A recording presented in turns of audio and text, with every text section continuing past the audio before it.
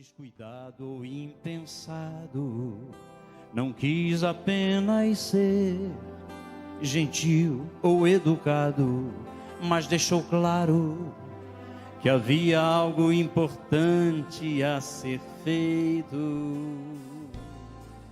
Oremos. Senhor Deus Pai Santo, obrigado por mais um domingo, Senhor, reunidos como teu povo.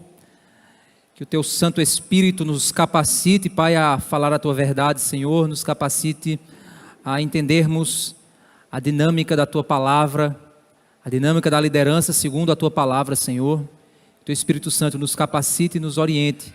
Abra o nosso entendimento, Pai, segundo a tua verdade. Nós te pedimos, nos guia, Senhor Deus, tem misericórdia de nós, para que nós venhamos a ser encontrados fiéis à tua palavra, Senhor. Te pedimos em nome de Jesus. Amém. Podemos sentar, irmãos. Tiago, tem como você arrumar para mim um celular? Só para eu ter um controle. Eu esqueci meu cronômetro. Só para eu ter um controle do tempo aqui.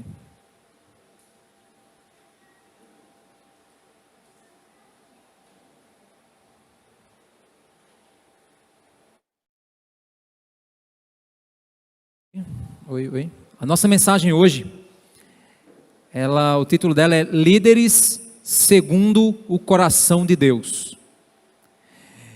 Por que é tão importante nós falarmos sobre isso? Porque vivemos uma crise, irmãos, uma crise de liderança. O mundo não sabe mais o que é liderar. No mundo existem muitos cargos, mas poucos líderes. Você tem cargos no governo, cargos nas empresas, cargos dos mais diversos, chefias em vários níveis, mas nós não temos líderes, temos pouquíssimos líderes. E isso se deve exatamente pelo fato de nós não entendermos mais o que é liderar. A liderança, ela está ligada diretamente à ideia de caráter. Ela está vinculada ao caráter, segundo o padrão bíblico, certo?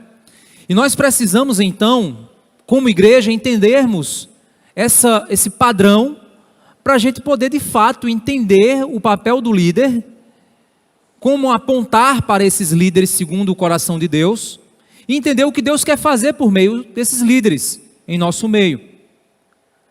A arte de liderar é basicamente a capacidade de influenciar outros, ao ponto de que eles desejam seguir aquele que os influencia.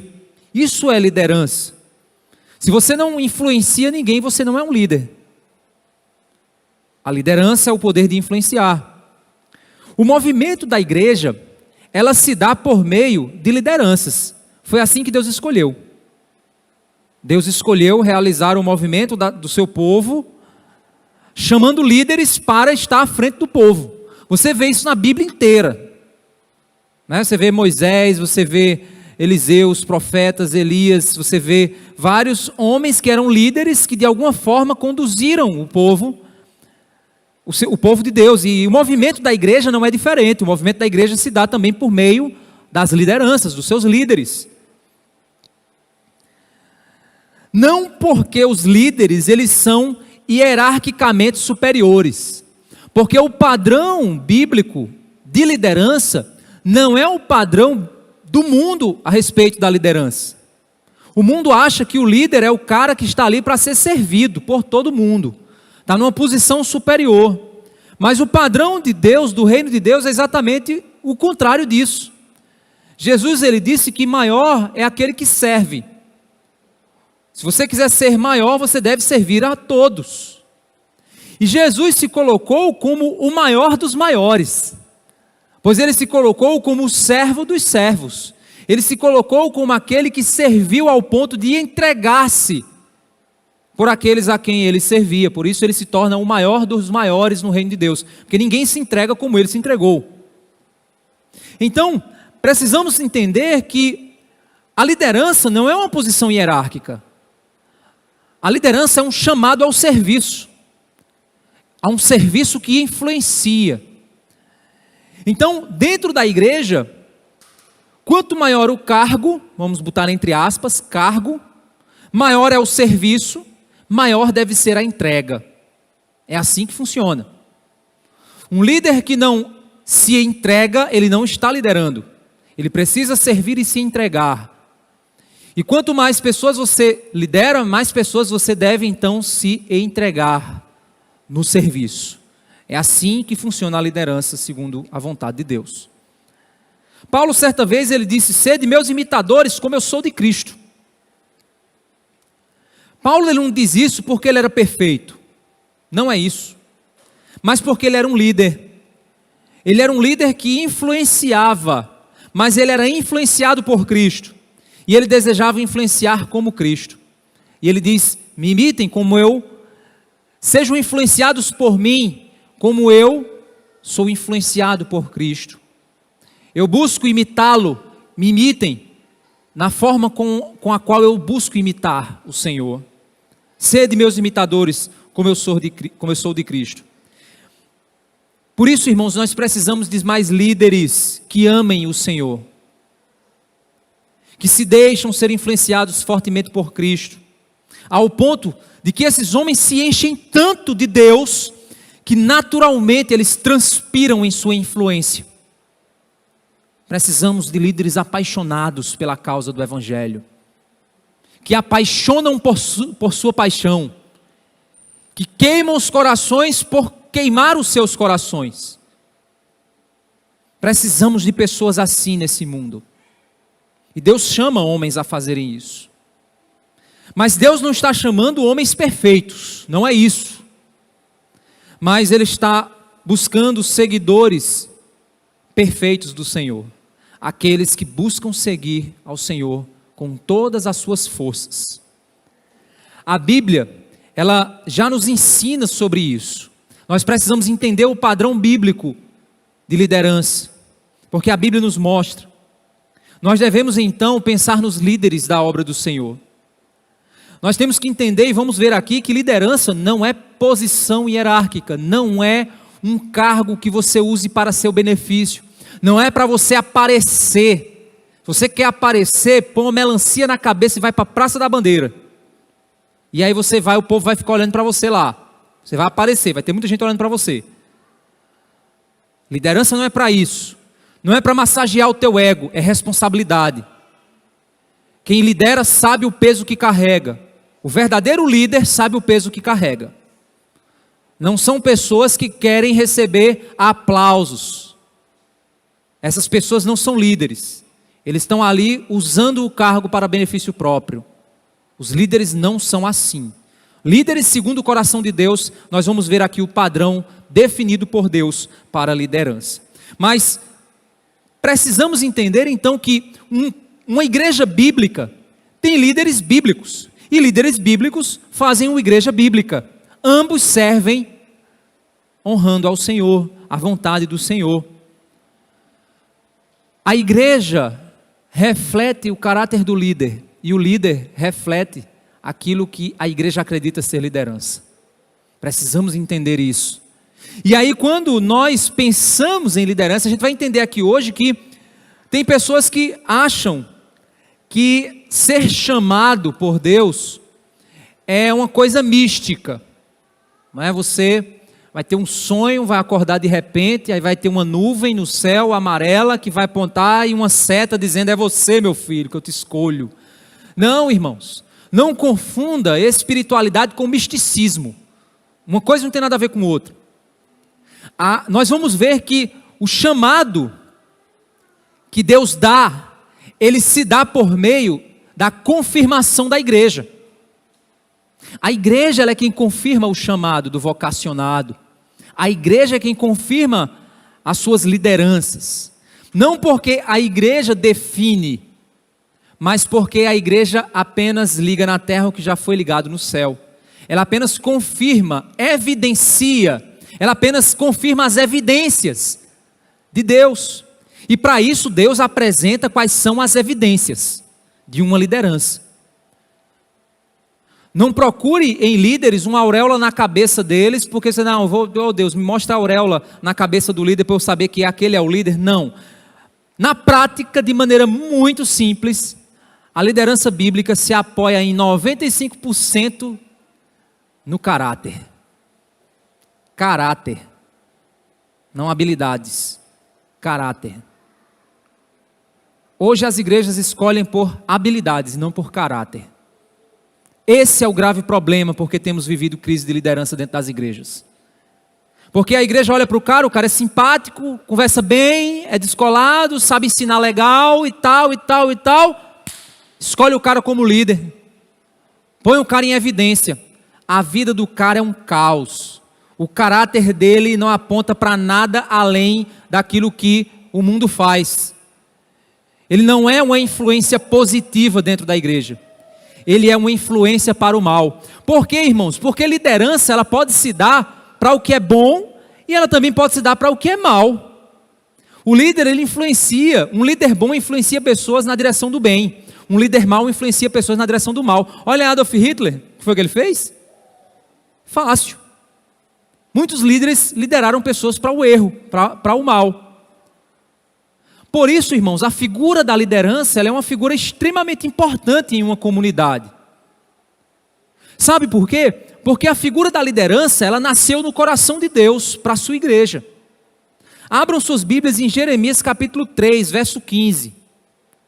Jeremias capítulo 3, verso 15. Nós vamos entender que a liderança do povo de Deus nasceu no coração de Deus. O contexto que vemos aqui no texto se refere ao povo de Israel que havia sido exilado, estava no exílio babilônico, e Deus começou então a fazer promessas de restauração, profecias de restauração. As profecias de restauração, elas tinham caráter de duplo ou triplo cumprimento. O que é isso? O que é uma profecia de duplo ou triplo cumprimento? É uma profecia que ela aponta para um cumprimento próximo e aponta para um cumprimento mais distante, ou outro posterior. Ela se cumpre em um determinado ponto, mas você percebe que ela possui uma dimensão maior do que o que ela está dizendo em si. Ela possui algo a mais. Você diz, rapaz, essa profecia se cumpriu, mas tem algo a mais aqui que ainda não vemos aqui o texto se referindo. É nesse sentido que nesse texto nós vemos o eco, a igreja ecoando nesse texto. Porque a igreja no Antigo Testamento era um mistério que foi revelado no Novo aos apóstolos. Então vemos em Jeremias capítulo 3, verso 15, Deus então fazendo uma promessa ao seu povo. E dar-vos-ei, Deus dá, Ele toma a iniciativa. Pastores, ou seja, pessoas que apacentam. O que é apacentar? Alimentar o rebanho, cuidar do rebanho, proteger o rebanho.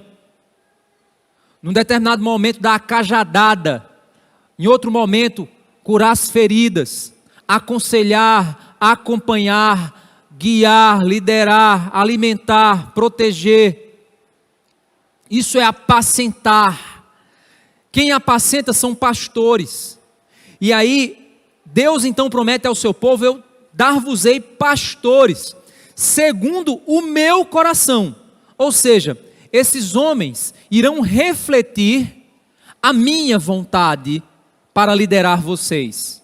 Segundo o meu coração, eu escolherei e manifestarei esses homens no meio de vocês, os quais vos apacentarão com ciência e inteligência. Eles os apacentarão com conhecimento, com inteligência, sabedoria. Irão mostrar para vocês aquilo que precisa ser compreendido, precisa ser, você precisa seguir, você precisa conhecer, abrirão os seus olhos, abrirão o seu entendimento para as verdades eternas. Então eles irão guiá-lo, não é com comida física, mas com alimento espiritual. Eles irão guiá-lo com inteligência. Então a liderança do povo de Deus nasceu no coração de Deus. Então, meu irmão, entenda uma coisa. Se na sua vida você não tem alguém que você considera o seu líder, aquele ou aqueles que estão liderando a sua vida, você está fora da vontade que Deus tem para a vida do povo dele. Não existe, aí alguém vai dizer, eu já vi, principalmente os desigrejados, eles dizendo assim, não, mas a figura do pastor não está na Bíblia. Pastor foi um cargo que inventaram, já vi gente dizendo isso. Outros mais espirituais dizendo o seguinte, Senhor é meu pastor e nada me faltará, só Jesus é meu pastor. Mas não é assim que as Escrituras nos ensinam. Deus levanta dons, líderes, pessoas para apacentar o seu povo. Então, entenda que o coração de um crente tem uma cadeirinha lá, num cantinho lá, com um nomezinho lá, pastor. Quando eu digo pastor, não é só um homem não, pode ser mais de um homem que influencia a tua vida. Mas alguém que te conhece, alguém que te acompanha, alguém que você olha e diz assim, rapaz, eu quero ouvi-lo, eu quero ser aconselhado, eu quero entender o que Deus quer usar na vida dele para me alcançar, para me transformar. Porque é assim que funciona, é assim que Deus então criou o seu povo. Então você precisa entender que você precisa ter essa figura na sua vida. Não, mas eu me autopastoreio. Não existe isso. Não existe o autopastor. Você precisa de alguém te orientando, te ajudando. Não é alguém que vai definir o que você tem que fazer com a sua vida, não é isso. Mas é alguém que vai te alimentar e te orientar por meio da palavra. Eu digo a vocês, um dos maiores problemas que a gente lida no ministério são pessoas metendo a cara e fazendo muita coisa, e depois que a coisa está bem feia, o cara chega para você, pastor, mas é porque se ele tivesse na primeira dúvida, procurado o pastor e dito, pastor, isso é bíblico, isso é correto, o pastor teria dito a ele, olha, meu irmão, não vá por esse caminho não, porque a Bíblia diz isso, isso e isso. Mas as pessoas não estão nem aí para isso. Não é que você vai chegar lá e pedir, como uma vez, já aconteceu no ministério, uma pessoa chegar para mim, pastor, eu queria sua bênção para eu comprar um carro. Aí eu digo, para quê, meu? Eu não vou ter dinheiro para te emprestar, não. Não, é porque a bênção do pastor é importante, a bênção, põe a sua bênção sobre... Não, eu digo, olha, pelo amor de Deus, se tivesse uma bênção dessa, eu estava assim sobre mim para eu comprar um carro novo. Eu não tenho esse poder, gente, não é assim. O ministério pastoral não é uma autoridade que está mediador entre Deus e os homens, não, gente, não é isso. O pastor é como um nutricionista, ele chega lá, ele não bota você para comer, não, nem proíbe você de comer, não, ele lhe aconselha o que você deve comer ou não deve comer, e aí quem vai comer é você, o corpo é seu. O ministério pastoral é mais ou menos isso, ele vai te orientar, ele não vai decidir por você, ele vai te mostrar nas Escrituras, ele vai te apacentar com inteligência, com sabedoria. Mas a gente também precisa entender, e a gente vai ver aqui, que a liderança de uma igreja, ela também não se restringe a um homem. A liderança de uma igreja não se restringe a um homem, se restringe a um grupo de pessoas que lideram o povo de Deus. A gente vai entender isso um pouquinho mais à frente. Mas observem que lá, vamos lá para Atos capítulo 6. Então, qual é a prioridade da liderança? Qual é a prioridade na liderança de uma igreja? Atos capítulo 6, do verso 1 ao 7, que foi o que a gente leu aqui, nós vemos que, à medida que o número a gente leu no início da nossa mensagem, do nosso culto, nós percebemos que, no verso 1 do capítulo 6, ele nos apresenta que quando os discípulos começavam a aumentar o número de discípulos, começou a surgir algumas disputas internas entre os judeus de fala grega e os judeus de fala hebraica. Eles começaram então a ter algumas disputas internas na distribuição dos alimentos, porque muita dificuldade, principalmente as viúvas e órfãos, porque não existia INSS, o governo para dar sustento a esse povo, então a igreja assumia essa responsabilidade. E na distribuição de alimento estava acontecendo uma desigualdade nessa distribuição, e os apóstolos não estavam conseguindo administrar essa dimensão da vida da comunidade. E então, no verso 2 ele diz assim, então os 12 convocaram a comunidade dos discípulos e disseram, não é correto que nós abandonemos a palavra de Deus para servir às mesas. Eles estão dizendo, olha, se a gente deixar o ministério do ensino, o ministério do pastoreio, o ministério para guiar o povo pela palavra e a oração, para servir às mesas, nós vamos falhar com essa dimensão da vida da igreja. Hoje, o que é que acontece? Infelizmente, muitos pastores sobrecarregados, o que é que eles fazem? Eles acabam cuidando das demandas administrativas em todas as dimensões da igreja. Eu já contei isso para vocês uma vez, vou repetir aqui. Um pastor que eu fui pregar num acampamento dele, chegou lá e eu disse, pastor, aí cheguei antes, né? O pastor chega, o carro, pastor com carro rebaixado, né? Um carro bem baixinho, mas o carro estava lotado de coisa. A mulher dele do lado estava com um botijão de gás no colo, o banco afastado para trás, e ele todo descabelado, todo sujo. Eu disse, pastor, o que foi que houve? Aí ele disse, rapaz, eu estava fazendo as compras do acampamento. Aí eu disse, pastor, mas o senhor foi comprar sozinho? Ele disse, rapaz, desde 5 da manhã que eu estou agarrado com isso. Aí eu disse, mas não tem ninguém para lhe ajudar. Ele falou, rapaz, eu até pedi ajuda, mas um dos diáconos disse para mim, pastor, o senhor é pago para isso. Essa foi a resposta que ele ouviu. Aí eu na hora pensei, eu disse, rapaz, isso só naquela situação, imagina quantas outras ele não deve chegar lá e fazer, porque não tem ninguém para fazer, para ajudar. E aí eu me pergunto, em que horas uma pessoa assim vai estudar, vai aconselhar, vai poder visitar, vai poder tratar os novos membros, vai poder discipular um casal que está para casar? Em que momento esse homem vai pastorear o povo se ele está cuidando de demandas administrativas da igreja? Servindo às mesas, fazendo coisas, demandas assim. Infelizmente, irmãos, isso é uma realidade pior do que você imagina. Converso com os pastores e eles dizem, rapaz, olha, eu não tenho tempo de tá fazendo as coisas na igreja, não. Como é que... Tem pastor que sabe que eu prego toda semana. Ele diz assim, meu Deus, como é que você consegue fazer isso? Olha só a pergunta do cara, como você consegue pregar toda semana na igreja? Pregando, irmão. Eu vou lá, preparo o estudo, mas você só pega o texto e... Não, eu preparo o estudo, eu passo um dia estudando, 2 dias estudando, dependendo da complexidade da mensagem. Não, rapaz, Mas tem alguém que... Tem, os diáconos lá da igreja, eles me ajudam. A gente divide a carga. Tem muitas coisas que estão na responsabilidade deles. Ah, rapaz, isso é o meu sonho. Olha que interessante, irmãos. Porque as igrejas estão morrendo e sofrendo? Porque elas esqueceram a palavra. Está tudo tão claro aqui para nós. Os apóstolos disseram, eu não vou deixar a pregação da palavra. Por quê? Porque, meus irmãos, sem a pregação da palavra, a igreja não é alimentada. A igreja não alimentada, qualquer vírus da heresia toma conta dela.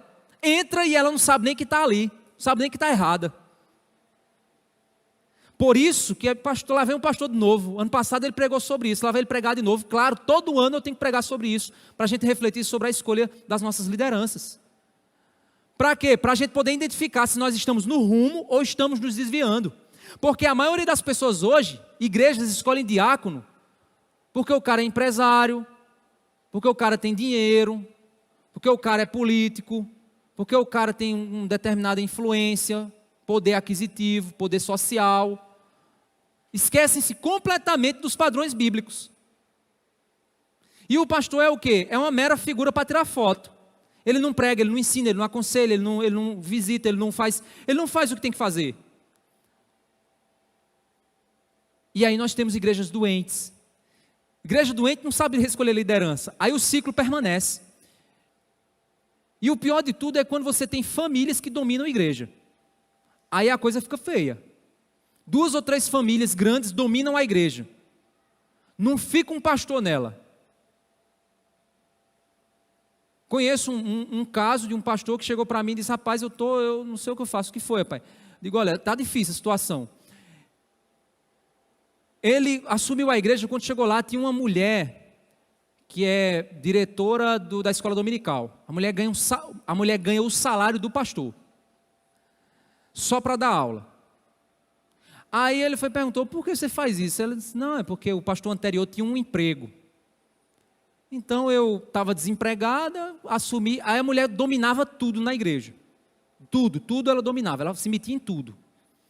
Aí o pastor disse, olha, não está muito correto não, mas ele não falou para ela. Aí ele começou a doutrinar a igreja, doutrina, Bíblia. Na assembleia ele disse, vamos ter que mudar isso aqui.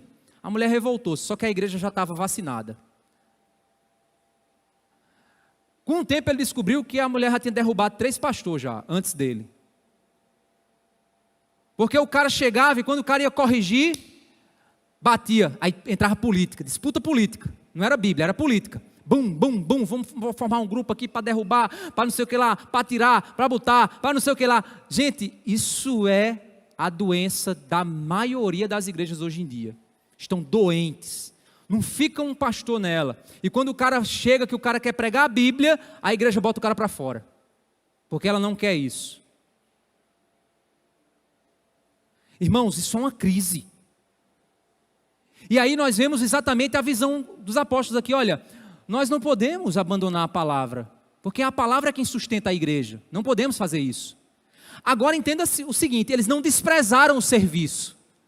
Porque também tem igreja que pensa que é vira só um clube reformado. Eu me considero um reformado, mas um clube reformado. O que é um clube reformado? É só um clube para os apologetas apresentarem A igreja não se envolve com nada, não visita ninguém, não se preocupa com nada da vida de ninguém, não trata ninguém, não aconselha ninguém, nada. Aí não, as pregações são maravilhosas, mas não tem vida de comunidade. Então eu não posso desprezar uma dimensão nem outra, as duas são importantes, mas a solução foi dada aqui. Ele disse aqui, verso 3, por isso, irmãos, escolham entre vocês 7 homens de boa reputação, cheios do Espírito, olha aí, homens de boa reputação, cheios do Espírito, ou seja, sensibilidade espiritual, e de sabedoria, sábios, para os encarregarmos desse serviço. Quanto a nós, nos consagraremos à oração e ao ministério da palavra. Resultado disso, eles escolheram, os apóstolos impuseram as mãos, reconhecendo que a igreja tinha apontado. Verso 7, a palavra de Deus crescia e em Jerusalém o número dos discípulos aumentava. Também um grande grupo de sacerdotes obedecia à fé. Resultado, a palavra continuou crescendo, porque ela continuou sendo pregada. Então, a dimensão do serviço da igreja não foi desprezada, foi equilibrada, em nível de importância. E aí, precisamos entender que uma igreja sem líderes é uma igreja em desordem. Uma igreja desordenada é uma igreja que não tem principalmente um pastor ou líderes bíblicos. Porque ela pode até ter dono da igreja, né? Porque tem gente que vira dono da igreja. Tem grupos que viram donos. Uma igreja bíblica, ela tem que estar com sua liderança bíblica bem ordenada, conforme o padrão das Escrituras. Onde é que você viu isso, pastor? Vamos lá para Tito. Tito, capítulo 1. Tito, capítulo 1, a partir do verso 5. Ele diz assim: foi por esta causa que deixei você em Creta. Paulo deixou Tito em Creta. Para quê? Para que pusesse em ordem as coisas restantes. Para organizar algumas coisas dentro das igrejas. Bem como em cada cidade constituísse presbíteros, conforme prescrevi a você. Olha só que interessante. Eu quero que em cada cidade você constitua líderes para a igreja. Presbíteros que guiem a igreja. Uma igreja desordenada, ela não tem lideranças estabelecidas. E se tem, é segundo o padrão do mundo, não segundo o padrão das Escrituras. Então Paulo coloca um homem bíblico como Tito, um pastor com conhecimento teológico, com vida cristã atestada pelo próprio apóstolo, para ordenar as igrejas, organizar as igrejas. Como é que ele faz isso? Por meio da definição dos seus líderes. Pastor, aqui é presbítero. Eu não tenho tempo de trabalhar isso nessa mensagem, mas pastor, presbítero e bispo são palavras intercambiáveis nas Escrituras. Se tratam basicamente ou das mesmas pessoas ou de algumas funções delas. Tem um cara, eu não lembro o nome dele agora, eu lembrei aqui hoje à tarde, não deu tempo de eu ir à procura do nome, mas ele escreveu um livro inteiro só trabalhando esses 3 termos, só trabalhando de que maneira a igreja se organiza nesse sentido. Ele identificou que a maneira em que a palavra no grego ela é usada é para apresentar uma dimensão da posição de um determinado líder. Presbítero, de maneira muito básica, ele se concentra no ensino. Bispo se concentra na liderança. Pastor se concentra no cuidado. Certo? O que é que algumas igrejas têm feito? Fazem, eu respeito, mas não concordo. Ela determina hierarquia. Nós não vemos isso nas escrituras, essa hierarquia. Nós não vemos isso. Bispo. Aí já entra no ramo da heresia já. Apóstolo, pai apóstolo, apóstola mãe, apóstolo Deus, apóstolo do Olimpo, de Vênus, de Saturno, aí vai na viagem da maionese, aí vai, meu amigo, até umas horas. Tem nada a ver com o que as escrituras determinam. Agora, por exemplo, deixa eu falar de mim aqui. Eu sou pastor titular nessa igreja, sou o único pastor dessa igreja. Eu acumulo em mim a função de pastor, que é um dom, pastoreio é um dom, pastor, não é como presbítero, é uma vocação que está dentro de um determinado chamado. Eu acumulo a função de pastor, presbítero e bispo. Por quê? Porque eu cuido da igreja, eu ensino a igreja e eu lidero a igreja. Então eu acabo acumulando essa função. Mas imagina que tivessem mais pastores comigo. Então esses pastores, eles assumiriam a função de pastoreio e presbiterato, e eu ficaria como pastor, presbítero, mas numa posição de bispo, não porque eu me chamaria de bispo, mas exercendo a função do bispado, que significa supervisão. Bispo é supervisionar, a palavra significa isso. Não tem como eu trabalhar aqui nesse tempo de mensagem para você, eu estou só te explicando aqui. Por quê? Porque você precisa entender esses termos para você poder compreender o que então Paulo está falando a Timóteo, quando ele diz, olha, constitua presbíteros. Por quê, irmãos? Porque o presbítero ele ia ter a função principal de ensino. Constitua gente, líderes de ensino. Constitua isso, líderes para ensinar. Automaticamente eles iriam guiar a igreja, pastorear a igreja, eles iriam fazer essas funções, obviamente. Mas constitua esses líderes. E aí, observem, pare para analisar que aquilo que ele vai definir aqui, a gente só vai ler agora, certo? Para Tito é que eu vou explicar a vocês. Mas para as funções que ele vai estabelecer aqui, veja o que é caráter e o que é habilidade. Certo? Vamos lá. Alguém que seja irrepreensível, caráter. Marido de uma só mulher, caráter. Que tenha filhos crentes que não são acusados de devassidão, nem insubordinados, caráter. Porque é indispensável que o bispo, por ser encarregado das coisas de Deus, seja irrepreensível, caráter. Não arrogante, caráter. Alguém que não se irrita facilmente, caráter. Não apegado ao vinho, caráter. Não violento, caráter. Nem ganancioso, caráter.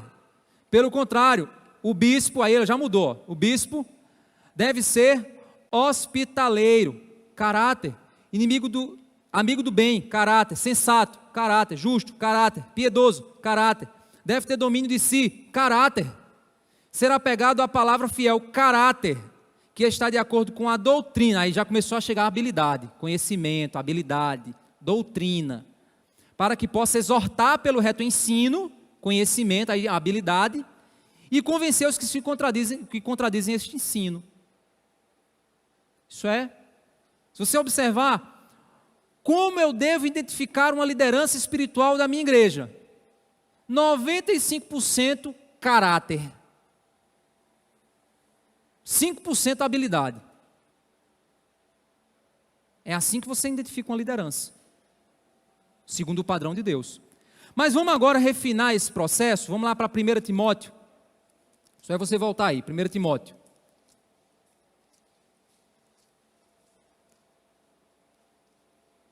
Capítulo 3. Então, uma igreja em ordem é uma igreja que tem líderes. Líderes definidos por seu caráter.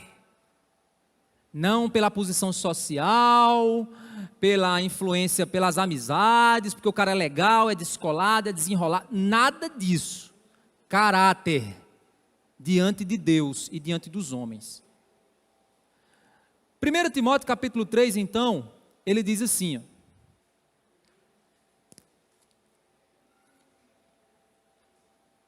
fiel é a palavra. Se alguém deseja o episcopado, excelente obra almeja. Episcopado, episcopos, aí daí vem bispo, certo? Vocês estão vendo que a palavra, ela, na hora presbítero, aí o bispo, aí depois, aí lá para frente o pastor, eles pastoreiam vocês. Aqui ele diz o seguinte, ó, se alguém deseja o episcopado, ou seja, deseja liderar, pastorear a igreja, excelente obra deseja, ótimo. Pastor, eu tenho um desejo de ser um pastor. Amém, muito bom o seu desejo, muito valioso o seu desejo. Mas é só o desejo que conta? Pastor, eu orei e Deus confirmou no meu coração. Não é assim. Tem muito jovem que pergunta isso, pastor, como é que eu sei se eu sou vocacionado? Aí a primeira resposta que eu dou é, pergunte à sua igreja. Sabia disso? Porque, irmãos, não é só a tua vontade. Porque ele diz assim, se alguém deseja, ótimo, você deseja, muito bom. Primeira, não pode ser alguém que não deseja, o cara tem que desejar. Verso 2, é necessário, pois... agora ele vai entrar, caráter. Quem identifica caráter? Sou eu mesmo que olho para mim no espelho e digo, eu sou muito bom, eu sou o cara, eu sou muito bom. Rapaz, eu sou uma pessoa simpática, sou um conhecedor assíduo da palavra, é assim? Não. E aí vem um recado para os jovens. Hoje eu dei o recado hoje aqui para os jovens da tarde, vou dar o recado também para os jovens que estão aqui, jovens que estão assistindo. Você jovem rapaz, que tem o desejo, que talvez pense assim, será que eu fui vocacionado ao ministério? Será que Deus me chamou para eu assumir um ministério, para eu assumir uma posição de líder espiritual de uma comunidade? Pastor, eu não sei, como eu faço para saber? Primeira coisa, tira da sua cabeça essa ideia de que é uma coisa assim, que vai vir de um anjo com uma carta, the Oscar go to, né? O Oscar vai para abrir, eu fui chamado, não, esquece isso. Se você tem esse desejo, essa dúvida, talvez até um temor, como eu tinha também, eu tinha desejo, mas tinha um temor, dizia, não é para mim, eu quero tanto que Deus não me chame, porque eu vou viver minha vida, mas eu dizia assim, se Deus me chamar eu vou. Mas, primeira coisa que você precisa fazer é o seguinte, é perguntar às pessoas que te conhecem. E aí você, rapaz, porque se você disser assim, mas eu sou uma moça e eu também tenho vontade, sua vontade não é de Deus, pode ter certeza, porque não existe pastora, a Bíblia não defende a ideia de pastora, aí você diz, é por causa da época, eu não vou ter tempo de trabalhar isso aqui com você, mas se você quiser, depois eu sento com você e a gente descasca a Bíblia todinha para te mostrar que não existe que isso é viagem na maionese de feminista evangélica, tem nada a ver com a Bíblia. Por quê? Porque o pastorado está ligado diretamente à ideia de masculinidade. Que a mulher esteja calada na igreja porque foi primeiro criado. Tá? Aí você diz, porque é calada, porque é para botar... A mulher tem que vir com a máscara e com a mordaça para não falar. Não é isso, gente. Ele está falando a respeito do ensino do ministério pastoral. É relativo a isso. E aí, isso está vinculado à ideia de que quem foi feito primeiro? O homem. Por que o homem foi feito primeiro? Para assumir essa posição de liderar, de guiar, de apacentar sua família. Isso não diferencia também da igreja, porque também uma das características é que ele seja um bom líder de sua casa, porque se alguém não sabe liderar a sua casa, não lidera a igreja de Deus. Então, é muito claro, todos os textos bíblicos apontam para a realidade de que o pastorado é um chamado masculino. Masculino. Então, se tem alguma menina aqui que sonha com isso, nessa igreja você não vai receber esse chamado, porque Deus nunca te chamaria para isso. Segundo a palavra, não. Talvez alguma igreja que prega outra coisa, talvez você vá. Mas uma igreja que prega a palavra, você não vai. Pelo contrário, uma igreja que prega a palavra vai bater pesado nos homens. Porque nós temos uma grande responsabilidade, que começa dentro da nossa casa. Por que eu estou dizendo isso? Porque você, jovenzinho, eu tenho chamado ao ministério. Nem estudando tu tá para arrumar um emprego, para cuidar de uma família. Como é que tu quer cuidar de uma igreja? Tá viajando na maionese, jogando Minecraft e ainda quer cuidar de uma igreja? Te liga, velho. Acorda para Jesus. Você primeiro precisa ser homem. Deixar de ser moleque, ser homem. E assim Deus irá confirmando. E à medida que isso vai acontecendo, o caráter vai sendo evidenciado. E aí a própria igreja vai olhar. Aí o cara, o que é que as igrejas fazem hoje? Ele olha para o rapazinho, aí diz assim, o rapazinho é inteligente, conhece muito de Bíblia, sabe decorar um bocado de versículo, lê muito, simpático. Aí pega o cara, leva para o seminário. O cara nunca evangelizou ninguém, nunca trouxe nenhum convidado para dentro da igreja, nunca serviu a ninguém dentro da igreja, nunca participou de nada dentro da igreja. Aí o cara é desenrolado. A única coisa que ele quer fazer dentro da igreja é ensinar. Tem gente que é assim, irmãos. Tem gente que ele quer, Paulo diz isso, eles anseiam, a palavra que ele usa, meu Deus, é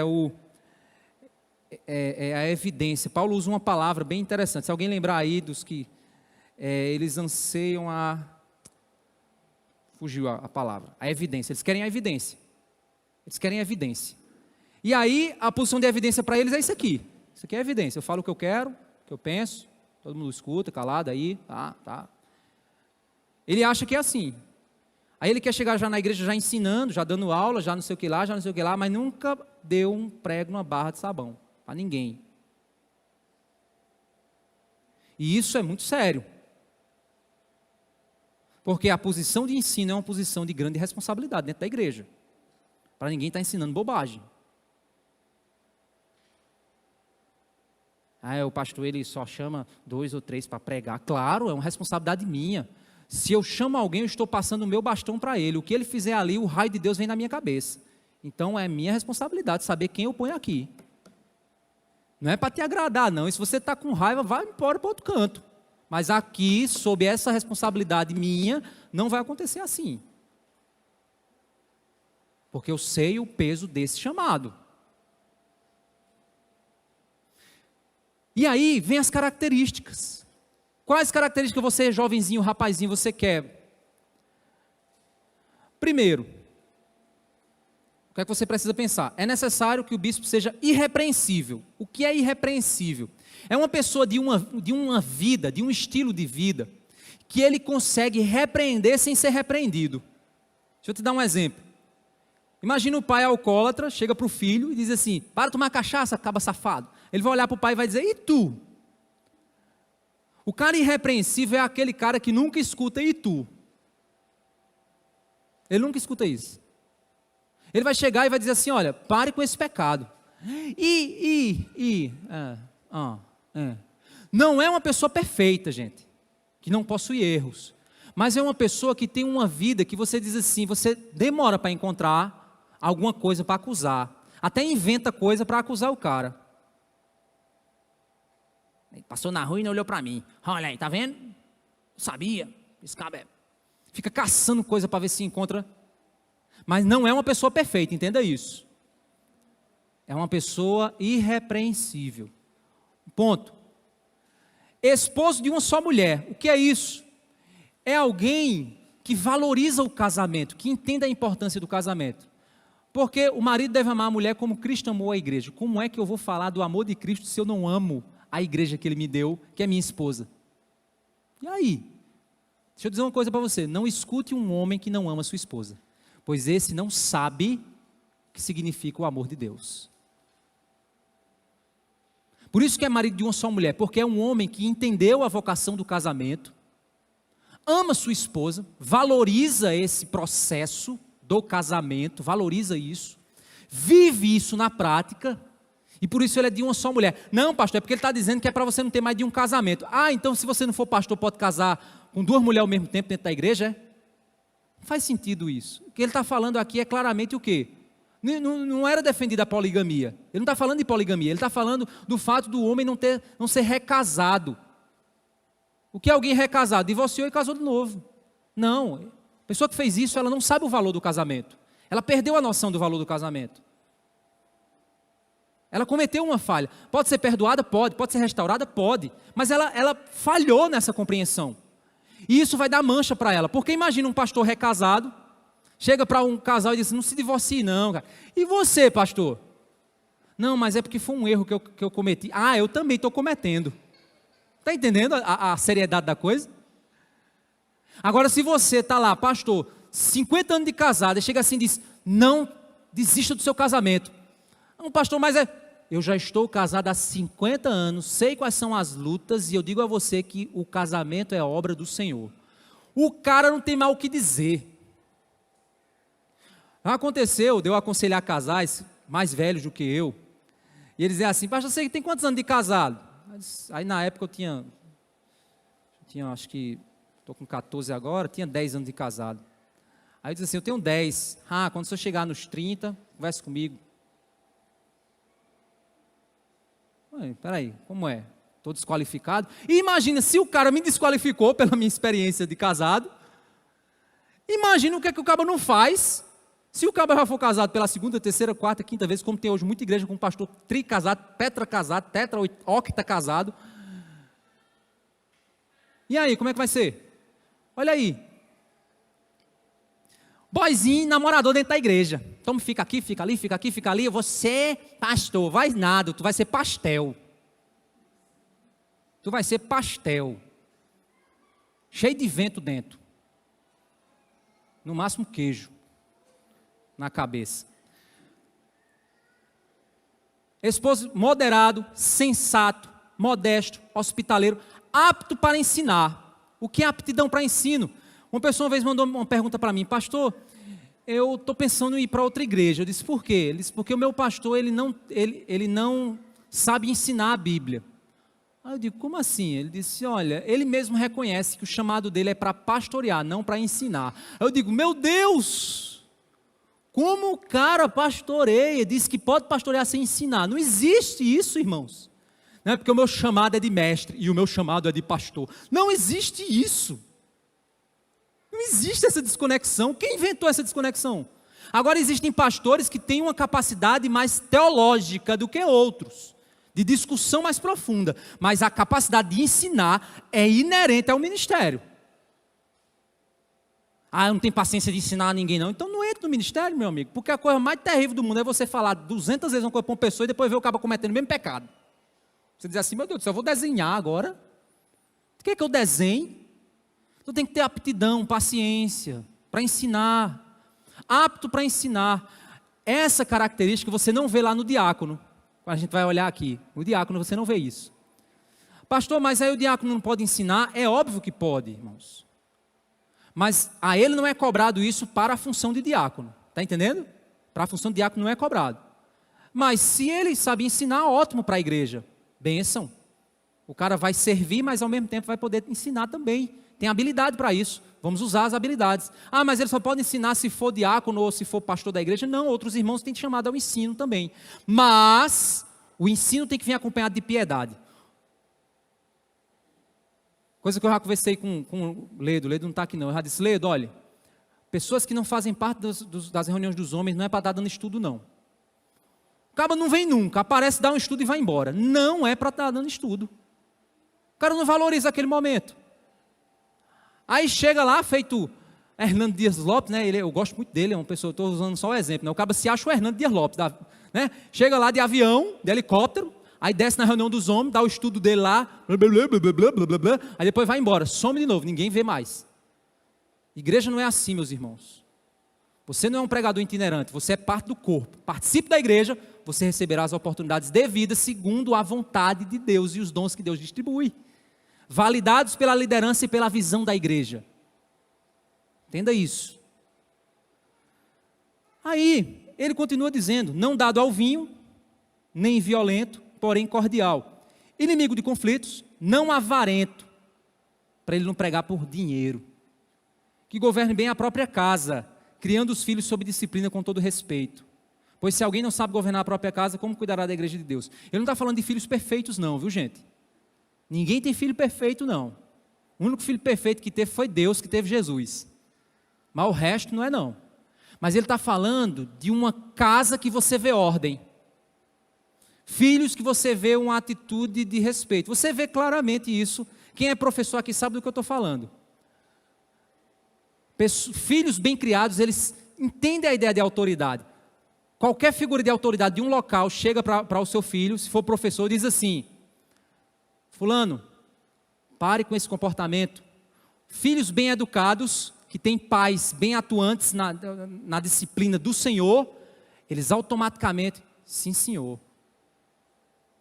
Ah, que nada coroa, tu é... Pronto. Não, ali é uma galera, é um amontoado de gente. Está faltando um pai e uma mãe ali. É um amontoado de gente morando junto. Não existe esse respeito. Senhor, senhora, véi, coroa, cara. São coisas, você pode até dizer, pastor está sendo quadrado. Mas bença pai, bença mãe, cadê isso aí? São figuras de submissão de autoridade, respeito, consideração. Coisas que aí você vai ver na família de alguém chamado ao ministério. Você tem que ver isso.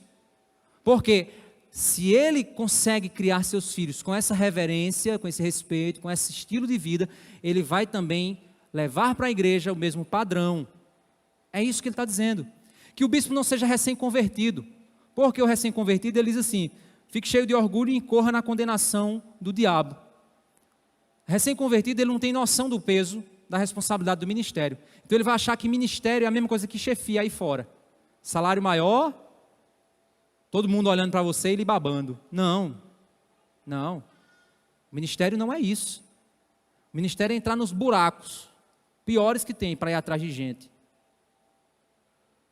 É levar patada e depois ir de volta com o outro lado do rosto para levar patada do outro lado. Isso é ministério. Se você quiser ficar no ar-condicionadozinho, procure outra profissão. Que não é profissão, né? Mas procure outra coisa para fazer. Então ele precisa entender isso. É necessário também que ele tenha bom testemunho dos de fora. Vai lá no trabalho do cara e pergunta: como é que esse cara é? Acaba lá, desmantelado, enrolão, mentiroso, conversador de besteira. Aí larga o trabalho, vira pastor. Aí disse assim: fulano virou pastor, mas meu Deus do céu, arrumou outra coisa para ganhar dinheiro. Porque aqui o bicho enrolava que só o caramba. Olha que coisa feia para a igreja. Então vai lá na profissão do cara. O cara trabalhou aonde? Como é que era o comportamento dele? Como é que as pessoas enxergavam ele na sua vida secular? Trabalhador, honesto, a fim de não cair na desonra e no laço do diabo. E aí ele entra para os diáconos.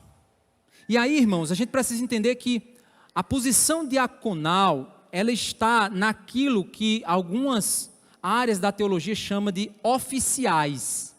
Costume, né, de algumas igrejas chamam de oficiais. O que seriam os oficiais? É aquele corpo de líderes. Pastores, presbíteros e diáconos. São os oficiais da igreja, certo? Posição. Aqui na nossa igreja a gente chama de liderança espiritual, que são o quê? É o pastor e os diáconos. Se no futuro Deus levantar presbíteros em nosso meio, amém. Levantar outros pastores, essa é a minha oração. Tenho pedido a Deus isso. Se aqui no nosso meio tiver jovens que têm chamado ao ministério, como é que a gente fará em nossa igreja? Primeiramente, se pastor, eu tenho um chamado. Amém, irmão. Ok. Deixa eu conversar contigo, vamos trabalhar isso. Primeira coisa que eu vou pensar é o histórico desse jovem dentro da igreja. Como é que ele foi o envolvimento dele, como era o respeito dele às outras lideranças, ele era submisso às lideranças, ele participava ativamente, ele se comprometia. Ok, meu filho, realmente eu acho que tem alguma coisa especial aí, Deus tem algo especial para a tua vida aí. Aí passou-se um tempo, eu vou chegar para a igreja e vou dizer: irmãos, esse jovem aqui, ele quer se tornar, ele tem desejo de ser vocacionado. Aí você vai se colocar à disposição da igreja, para a igreja, que o urubu servar, meu velho, e dissecar a tua vida. Porque a igreja ela vai observar e vai dizer: realmente, pastor, esse rapazinho aí, ele tem todos os padrões que a Bíblia determina. Deus está fazendo uma obra na vida dele. Pastor, e você quando assumiu a igreja? Infelizmente a gente não sabia desse processo aqui, né, irmãos? Na época que a gente fez a eleição com um entendimento.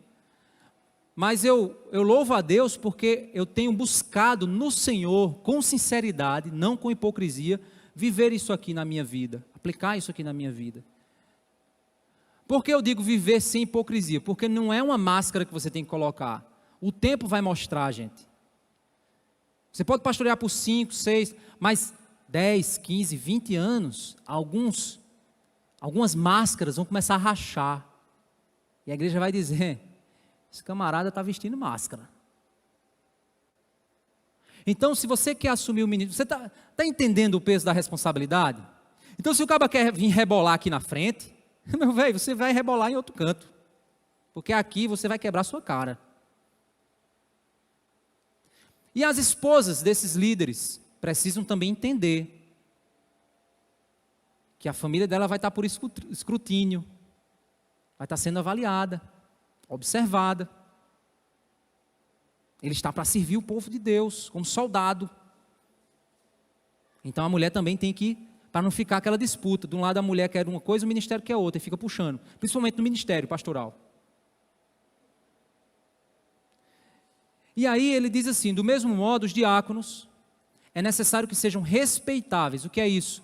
É alguém que você, quando se relaciona com ele, você percebe que ele é fácil respeitar ele. Está entendendo? Respeitável é isso. É alguém que é fácil você respeitar. Tem aquelas pessoas que são tão desmanteladas na vida que você diz, rapaz, não consigo ver esse cara, não consigo respeitar esse cara, não consigo ver esse cara como líder. É alguém respeitável, de uma só palavra. O que é alguém de uma só palavra? Que diz e faz. Não é aquele cara que, não, depois, amanhã, não, bora, não, é porque... Alguém que você diz assim, o cara chega para você e diz, não, beleza, é assim, assim, assim. Você diz, já sei que não vai ser. Prometeu, não vai fazer. Não é essa a característica. Uma só palavra. Não inclinado a muito vinho. Não gosta de ambirita, né? Não ganancioso. Sabe por quê? Porque ele vai lidar com bens, feira, dinheiro, recolher ofertas. Ele vai lidar com isso para as necessidades da igreja. Conservando o mistério da fé com a consciência limpa. O que é isso? É alguém firme na fé, que não fica oscilando. Está aqui, depois não está. Está aqui, depois não está. Está aqui, depois não está. Não, o cara é firme. Você vê história na vida dele. Por isso, meus irmãos, que entendam uma coisa. Temos irmãos chegando aqui. Nós precisamos entender que a igreja precisa ver na sua vida. E para ver na sua vida tem que haver tempo. Por isso tem igreja que o cara chegou. Quem é? O cara é dono dos 5 postos da cidade. Oxe, o cara é diácono. Que nada, rapaz, você não sabe nem quem o cara é. Sabe nem de onde ele veio. Ele pode vir com carta de recomendação do Papa, que a gente não recebe, né, do Papa, mas pode vir que o cara venha. Mas você tem que ver na vida dele. Você tem que ver na caminhada dele, na entrega dele. Deus diz, não, mas ninguém falou comigo. Você tem convivido na igreja? Você tem vivenciado a rotina da igreja? Feito parte do processo? Feito parte da comunidade? Também estes devem ser primeiramente experimentados. O que é alguém experimentado, gente? Olha o que ele diz, e caso se mostre irrepreensível, que exerça um diaconato. Alguém experimentado é alguém que a igreja observa e diz assim, eu conheço esse cara. Tudo que foi posto na mão dele para fazer, ele fez corretamente. E nós vimos isso. Ou seja, seja experimentado. Põe ele como experimento. Não é que você vai pegar o diácono e pôr lá para ficar observando. Será que ele vai ser um bom diácono? Não. É o que o cara já faz dentro da igreja. O que é que ele faz? Não faz nada? E agora? Participa de nada? Como é que eu vou experimentar ele? Como é que eu vou saber se ele é bom ou não? Ele não se envolve. Não está na vida da igreja. Experimentado. E caso se mostre irrepreensível, que exerça o diaconato. Do mesmo modo, quanto às mulheres, se é a diaconisa, não, gente. Não é a diaconisa. Pastor, mas tem mulheres que exercem o serviço diaconal, é verdade. O serviço diaconal, mas não é o cargo diaconal. Porque todos nós fomos chamados a sermos diáconos, servos. Agora, o ofício específico, reconhecido pela igreja, compete só aos homens. Mas e o que são essas mulheres aqui no verso 11? São as esposas do pastor. Por quê, pastor? Olha o fluxo do pensamento aqui, ó. Também esses devem ser primeiramente experimentados, estes quem? Os diáconos. Caso se mostre repreensível exercício de diaconato. Verso 11. Do mesmo modo, quanto às mulheres, é necessário que elas sejam respeitáveis, não mausentas, moderadas e fiéis em tudo. Verso 12. O diácono seja marido. Espera aí, homem, mulher e homem agora? Como é que é isso? Homem, mulher e homem? Pulou de um... Não, o fluxo é o mesmo. Mas ele estava falando a respeito do braço feminino do diácono. Que é o quem? É a esposa dele. Esposa fofoqueira, maldizente. O diácono vai lá atender uma família. Está lá numa situação precária, difícil, vergonhosa. Aí a mulher do diácono vai com ele, fofoqueira. Chega na igreja e começa a falar besteira. Coisa mais feia do mundo, gente, é a gente não poder dizer às nossas esposas por saber que elas não vão ter a língua solta. Isso é feio demais. Isso é muito feio. Então as esposas do diácono também têm que entender isso. Ó, eu estou apoiando meu marido aqui no ministério, mas a minha língua não pode ser língua solta não. Moderadas, fiéis em tudo. O diácono seja marido. Como é que uma diaconisa pode ser marida? Não pode, né? Então diácono, homem, marido, de uma só mulher. Governe bem os seus filhos e a própria casa. Pois os que desempenham bem o diaconato alcançarão para si mesmos uma posição de honra e muita ousadia na fé em Cristo Jesus. Ou seja, os que exercerem corretamente o diaconato, eles vão estar mostrando o serviço de Cristo na vida deles. Vão ser honrados por isso, reconhecidos diante de Deus, diante dos homens, pelo serviço que eles se entregam para fazer. E aí ele diz, escreva estas coisas a você esperando ir vê-lo em breve. Mas se eu demorar, que você saberá como se deve proceder na casa de Deus, que é a igreja do Deus vivo, coluna e fundamento da verdade. Para que a igreja seja baluarte da verdade, coluna e fundamento, é necessário que os seus líderes sejam escolhidos biblicamente. Para que a igreja permaneça saudável. Isso é extremamente importante. Paulo disse a Tito, organiza. Paulo diz a Timóteo, estou te ensinando para você saber como é que tem que fazer dentro da igreja. É assim, os líderes são esses. Uma igreja fiel e saudável, por seguir a palavra de Deus e seu povo submetido à palavra, escolhe líderes sob a orientação da palavra. Nossa responsabilidade neste mundo de crise, de liderança, é nos mantermos fiéis para que o poder de Deus se manifeste no nosso meio, por meio de cada dom estabelecido por Ele. E um destes é o importante ofício de liderar por meio do ensino, no caso dos presbíteros, e liderar por meio do serviço, no caso dos diáconos. Esses líderes são chamados por Deus. Pastor, como eu faço? Eu preciso olhar para esses líderes e reconhecer a mão de Deus evidenciando as características descritas aqui. E assim eu vou estar cumprindo o chamado de Deus para aqueles homens. É assim que funciona, meus irmãos. É assim que nós devemos caminhar. Eu peço a Deus, eu não sou eterno. Não sei quanto tempo ficarei à frente dessa igreja, não sei. A gente sabe que o que Deus determina. O dia que Ele quiser me levar, Ele leva. Tirar daqui, Ele tira. Mas o que eu peço a Deus é que essa igreja nunca perca a capacidade de escolher líderes de modo bíblico. Porque no dia em que essa igreja falhar nisso, essa igreja entrará num declínio espiritual. Porque quando a igreja começa a escolher por razões políticas, deixa eu dizer uma coisa para você. Se um camarada começa a chegar para você e se aproximar, e você começa a ver um comportamento político, ei, tal, eu penso em fazer assim. Você sabe o que é a síndrome de Absalão? Já ouviram falar disso? Síndrome de Absalão, o que é? Absalão, ele queria tomar o reinado do pai. O que é que ele fez? Ele foi para a porta da cidade. Quando o povo chegava falando dilemas que o rei não resolveu, aí Absalão chegava e dizia assim, rapaz, sua situação é difícil, coitado de você, se eu fosse rei, eu resolveria esse seu problema, mas como eu não sou rei, felizmente não posso fazer nada, mas vai lá no meu pai conversar com ele. Isso é a síndrome de Absalão.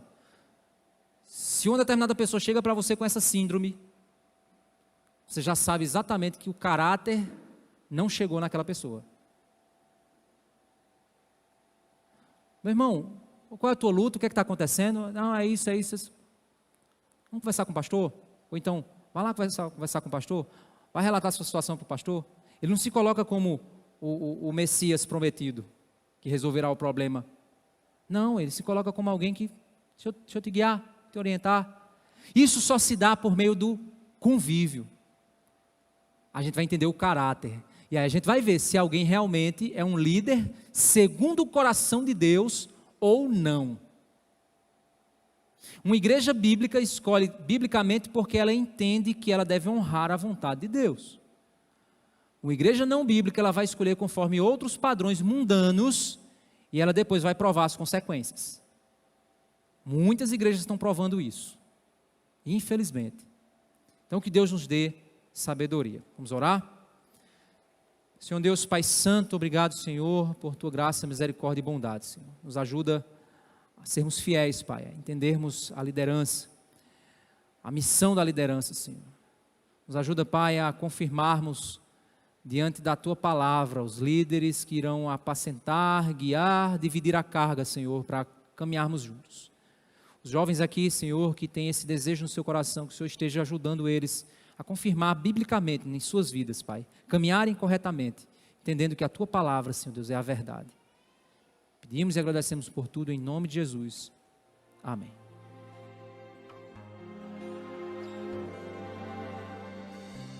Quando o Senhor Jesus chamou meu coração, não fez um convite